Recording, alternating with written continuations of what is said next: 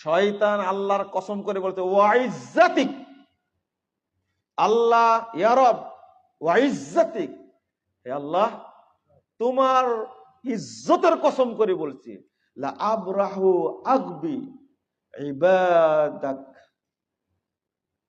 মা দামাত আরওয়াহুম ফি আজসাদিহিম, তোমার বান্দাদের দেহে যতক্ষণ তাদের রূহ আছে আমি ততক্ষণ তাদেরকে পথভ্রষ্ট করবই।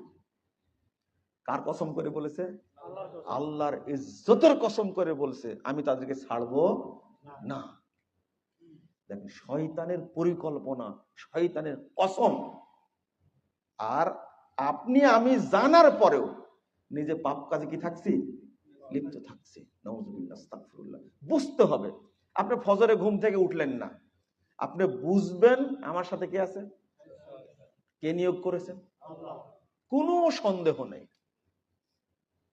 কোনো সন্দেহ নাই।